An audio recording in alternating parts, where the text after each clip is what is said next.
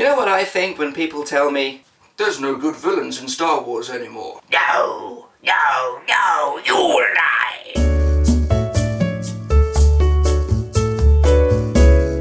Hello, I'm Wiseman Tanofsky and welcome to another installment of WMTop 10, the show where I list my top 10 favourite somethings of something I like and tell you all why, because opinions are cool and it's fun to express and discuss them.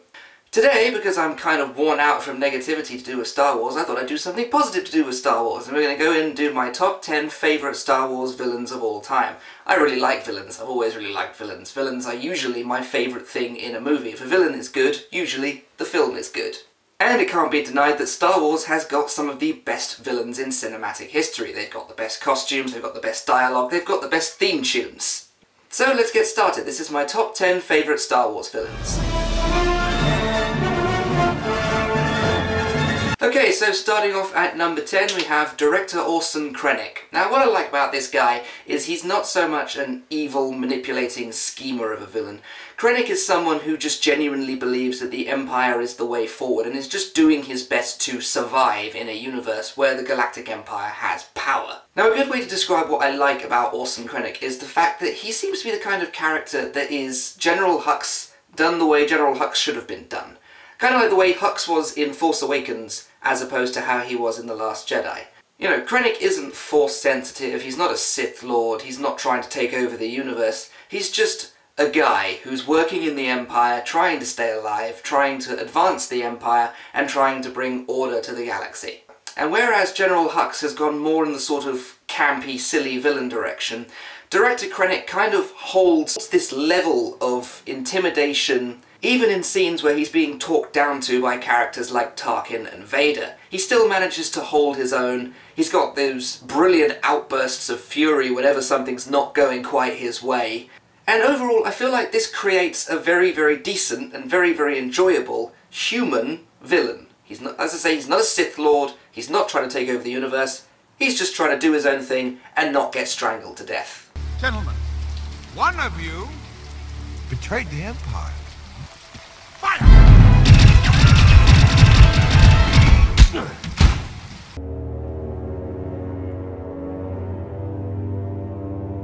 Okay, so moving on to number 9, we have Supreme Leader Snoke. Okay, so I know what you're thinking. Snoke doesn't do anything. He just sort of sits there and then he's gone. But what I like about Snoke isn't so much what he does/doesn't do.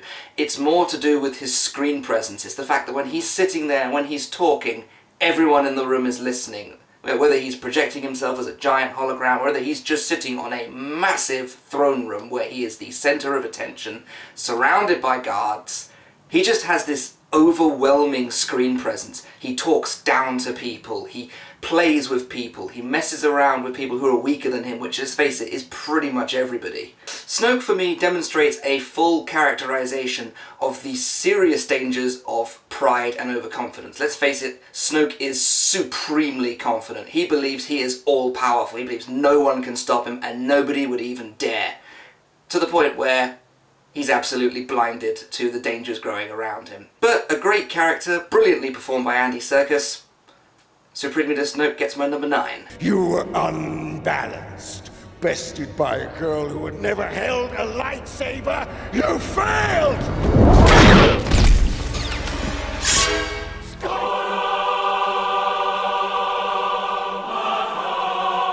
Number 8, Darth Maul.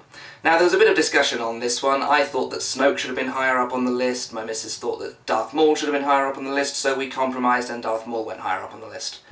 Now, Darth Maul is the epitome of a brilliantly designed character that maybe didn't receive the full amount of attention that he should have got in the movie.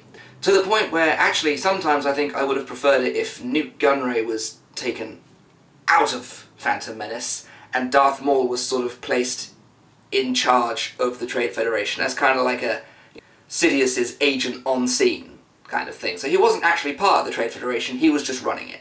Now obviously he has got a lot more of attention since the movie. He was in the Clone Wars series, he was in Rebels, he's appeared all over the place ever since then. And that's allowed for a lot more growth of his character. But it's allowed for growth of his character in the sense that he has just become the personification of revenge. That is Darth Maul's whole deal. He wants revenge. He wants to get back at people who have done him wrong.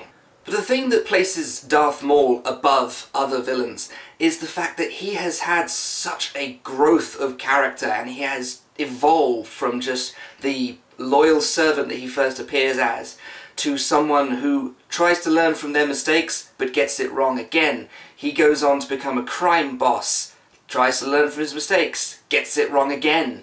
He becomes the warlord of Mandalore, tries to learn from his mistakes, gets it wrong again. And what lets him down every time is this obsession with revenge. The fact that he just cannot let things go. And that will always, always be his downfall. Darth Maul at number 8.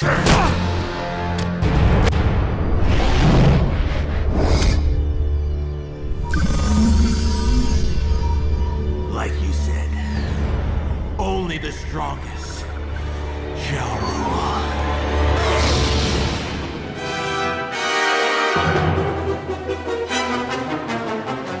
Moving on to number 7, we have Darth Tyrannus / Count Dooku.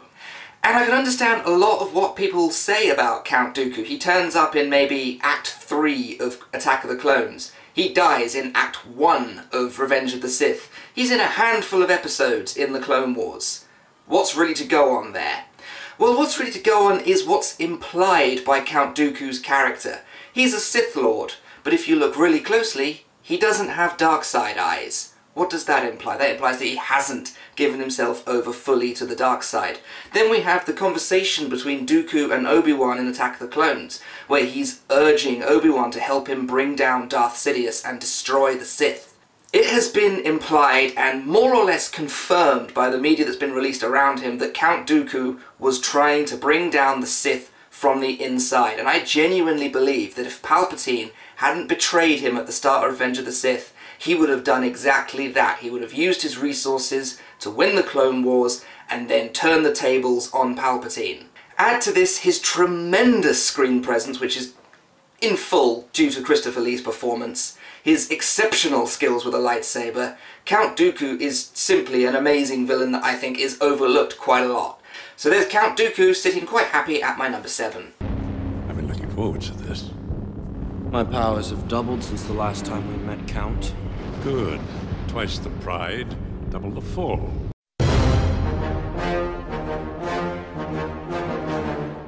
Number 6, General Grievous. Hear me out. Hear me out. Now again, I know what you're thinking. General Grievous did nothing in Revenge of the Sith except spin his lightsabers around. But again, his character was given additional growth in the extra material. He became a recurring villain on the Clone Wars, he's had appearances in comic books since then, and all of them have worked to build this character of a creature, really, who is just out for himself. There is a very good scene in a Clone Wars episode that fully reveals General Grievous's motivation, where he says he's not in the Clone Wars for politics, he's not in there to do the right thing, he's not in there to oust a corrupt government.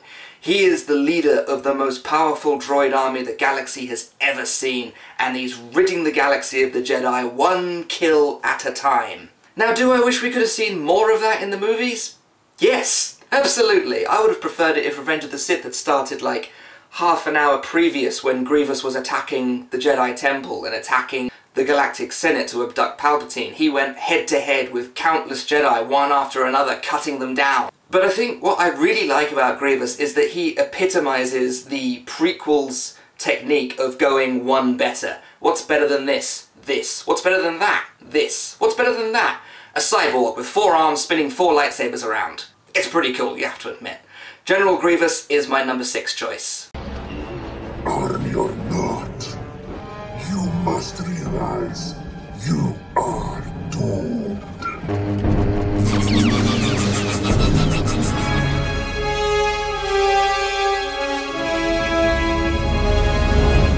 Number 5 is Kylo Ren. Now this guy got a lot of flack when he first appeared in The Force Awakens, and yeah, you know what, I disagree with the choice to have his mask come off in that movie. I think maybe we could have done with suspending that mystery for just a little bit longer. But hear me out. I can't speak for anybody else, but I was on Rey's side when Kylo still had his mask on. He was just a monster in a mask that was hunting people down.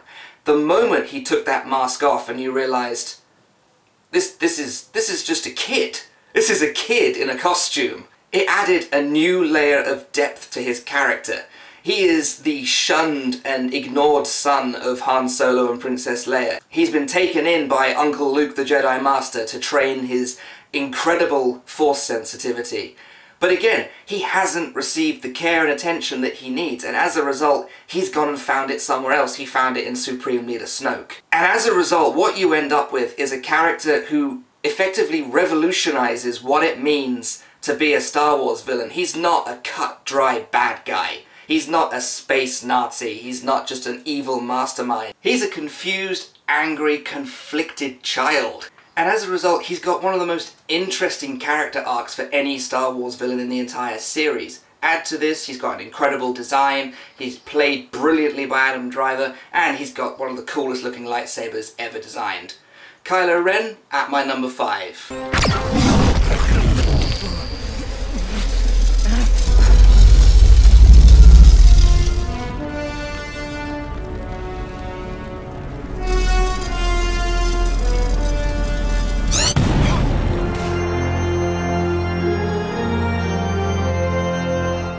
Number 4, Grand Admiral Thrawn. I love this guy.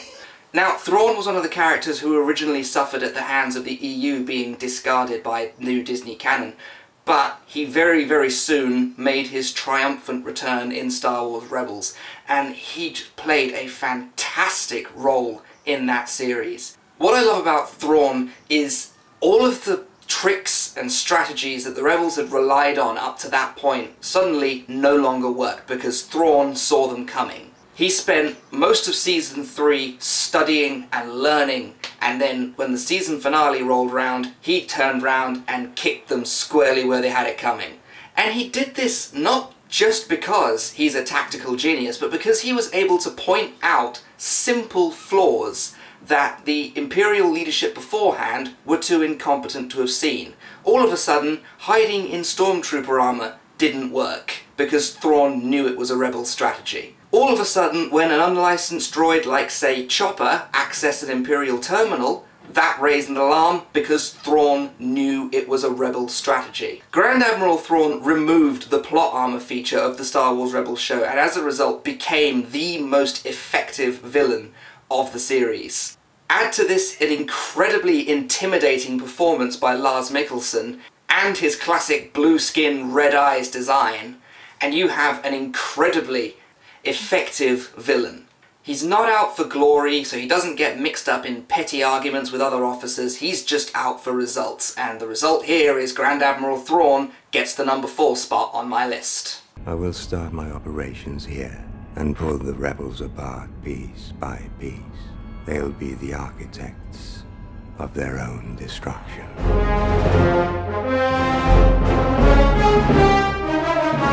Number 3, Grand Moff Tarkin.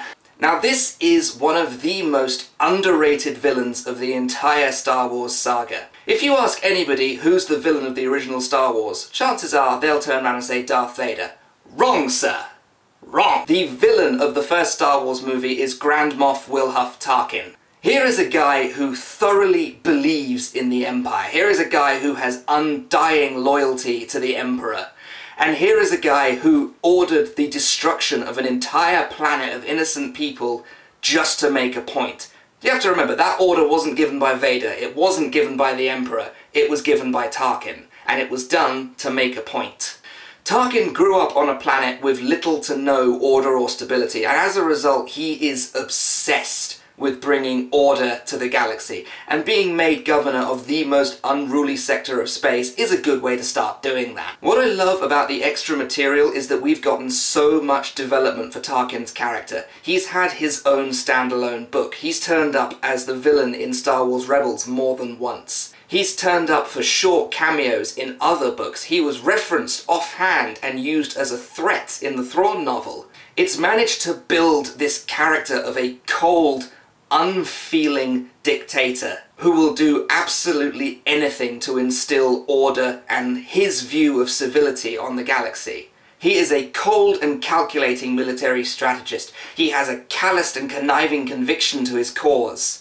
And I am so glad that we're finally able to get more of this character, because it's what Peter Cushing wanted. He wanted to do more of Tarkin. He wanted to explore this character more.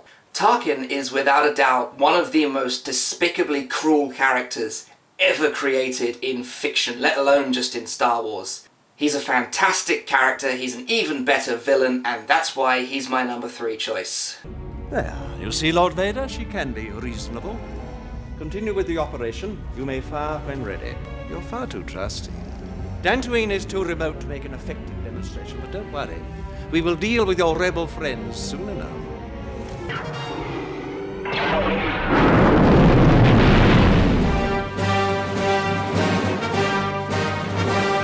Number 2, Darth Vader. What can you say about Darth Vader that hasn't already been said? Whichever way you slice it, really, the original 6 Star Wars movies are the story of Darth Vader, and where before in cinematic history has a villain received that kind of coverage and that kind of development? I've always argued that one of the strong points of seeing Kid Anakin in The Phantom Menace is seeing where Darth Vader began. Seeing him as this naive, optimistic child that's got a wide-eyed view of the universe and what he thinks he's able to do for it, and then seeing that character get beaten down one failure at a time until finally he snaps and becomes the unfeeling, towering monstrosity that Darth Vader is. Darth Vader has an unmatchable screen presence. He just stands there, and your vision is drawn to him. People who are the main villain of the movie they're in, like say for instance Krennic, they get put in a room with Darth Vader, they're nothing. Be careful not to choke on your aspirations, Director. Add to that the intimidating and booming vocal performance from James Earl Jones, and you have a character that simply cannot be matched. But what really gets me about Vader is that he does some terrible things in the Empire, and yet when the Jedi finally rolls around and you see him die, it still hits you right here. Because you've followed this character from the beginning, you've watched him grow, you've watched him fall, and you've watched him become the most evil man in the universe, until the moment that he turns back. You see him redeem himself, and that never fails to really hit deep. Darth Vader is not only one of the best villains in all of Star Wars, he's one of the best villains in all of cinema. Every villain ever made after 1977 was just trying to imitate what Darth Vader did. He has an incredible design, he has an incredible theme tune, and in my view he's only surpassed in Star Wars villainy by one character, making him my number 2 choice.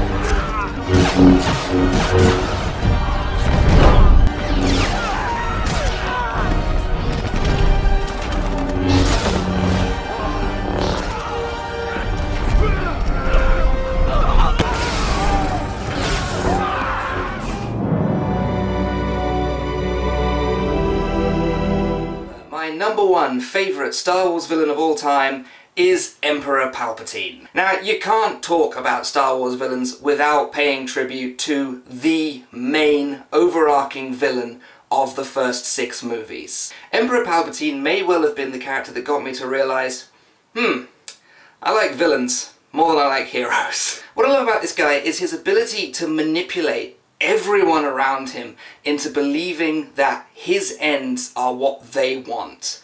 Sith tried before to invade the Republic. They failed. They tried to bring down the Jedi. They failed. Palpatine was able to convince an entire Senate that putting him in a position of absolute power was what they wanted. And it was only after he could no longer be stopped that his colours finally changed and he revealed what kind of a person he really is. And that, I think, is what made him such an effective villain. He didn't rush in all guns blazing, he didn't run in with his lightsaber out swinging it around madly. He bided his time, he waited, he was patient. He waited until they were weak and he struck in just the right ways, always manipulating someone into doing what he wanted them to do rather than doing it himself. And as a result, he won. Whichever way you slice it, Revenge of the Sith, the bad guys won. And Palpatine was the driving force behind that victory. What I love about Palpatine is his supreme overconfidence. He doesn't wear armor from head to foot like Sauron. He doesn't yell at the top of his voice like Voldemort. He's quiet, he sits on his throne, and he just smiles at you because he knows you're gonna do what he wants you to do. Because you think it's what you want to do. You think it's what you need to do. And that's the effect of Palpatine getting into your head. Whether it's Chancellor Sheev Palpatine of Naboo, Supreme Chancellor Palpatine of the Galactic Republic, Emperor Palpatine of the Galactic Empire, or Sith Lord Darth Sidious, this guy is my #1 favourite Star Wars villain of all time. It was I who allowed the Alliance to know the location of the shield generator. It is quite safe from your pitiful little band. Oh, I'm afraid the deflector shield will be quite operational when your friends arrive. So that was my list for my top 10 favourite Star Wars villains. Who's your favourite Star Wars villain? What's your top 10 favourite Star Wars villains? Let me know in the comments down below. And hey, while you're down there, why not leave me a like and a subscribe while you're at it? As usual, I've been Wiseman Tanofsky, this has been WMTop 10, thank you very much for watching and I'll see you on Sunday. If you will not be turned, you will be destroyed.